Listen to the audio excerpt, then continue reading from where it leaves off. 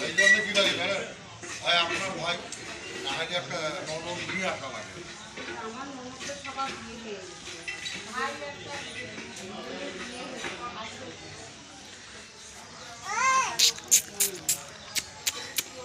ওই ভাইকে বললাম ওরা খুঁজে খাইছে খাইছিস জি স্যার